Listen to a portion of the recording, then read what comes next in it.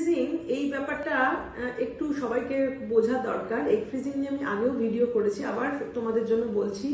আগে আমরা egg freezing কাতে বলতাম যে এগ ফ্রিজিং মানে কাদের জন্য, যে যাদের আমরা ফার্টিলিটি প্রিজার্ভেশন করতে চাই। যেমন ধরো মেনলি এই গ্রুপে ছিল ক্যান্সার পেশেন্টরা ছিল, আর কিছু পেশেন্ট যাদের ধরো এখনো প্রেগনেন্সির প্ল্যান নেই, যে মহিলারা ধরো সিঙ্গেল আছে, পরে বিয়ে করলে বাচ্চা নিতে পারে নাও নিতে পারে, এইসব ভেবে তখন তারা ভাবছে যে এগটা ফ্রিজ করে রাখি। এটা ধরো কাইন্ড অফ যেমন লোকে লাইফ ইন্স্যুরেন্স করে তেমনি একটা ইন্স্যুরেন্স করা, ধরো বাচ্চার যাতে পরে চাইলে আমি পেতে পারি। তাই ইয়াং বয়সে যদি কেউ এগটাকে ফ্রিজিং করে রেখে দেয়, তাহলে তার বয়স বাড়লে যে এগে যে ডিক্লাইন হয় নাম্বার এবং কোয়ালিটি, সেইখানের হাত থেকে সে বাঁচাতে পারলে ওই এগগুলোকে, সেটা দিয়ে পরবর্তীকালে চাইলে যখন সে পার্টনার পাবে বা বিয়ে হবে বা বাচ্চার জন্য রেডি হবে, তখন সে ওই এগটা ইউজ করে প্রেগনেন্সি বানাতে পারে। এটাকে বলা হয় এগ ফ্রিজিং। তো আমি আরেকটা ইন্ডিকেশন নিয়ে বলতে চাই, যেটা আমরা খুব কমনলি এখন পাচ্ছি, যে এক নম্বর হচ্ছে যে এগের quality because of the pollution and all the lifestyle issue খারাপ হয়ে যাচ্ছে অল্প বয়সে, অথবা যাদের ধরো এন্ডোমেট্রিওসিস আছে, যেটা এখন প্রায় র্যাম্প্যান্ট। তো দেখা যাচ্ছে যে এন্ডোমেট্রিওসিসে তো এগ কোয়ালিটি এবং কোয়ান্টিটি দুটোই খুব খারাপ হয়।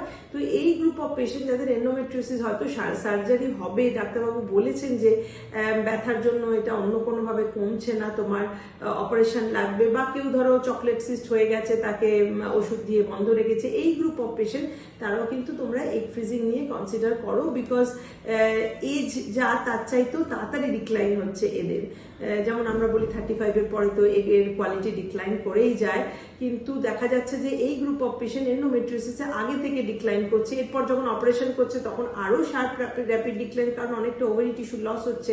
তো এই গ্রুপ অফ পেশেন্টের জন্য আমি বলবো তোমরা সিরিয়াসলি কনসিডার করো before going to the operation. যদি একটা এগ ফ্রিজিং মানে আইভিএফ সাইকেল করে এগ ফ্রিজ করা যায়, সেটা কনসিডার করা, অর ইমিডিয়েটলি আফটার যদি করে নিতে পারো। কারণ আফটার অপারেশনও যদি কিছুদিন ওয়েট করছো, আইদার রেকারেন্স হতে পারে প্রবলেমটার, অর এলস তুমি তখন প্রেগনেন্সি চাইছো না, তোমাকে ওষুধ দিয়ে ধরে রাখতে হচ্ছে যাতে এন্ডোমেট্রিওসিস রেকারেন্স না করতে। এনিওয়ে নর্মাল সাইকেল হচ্ছে না, প্রেগনেন্সির চান্সেস তখন থাকছে না।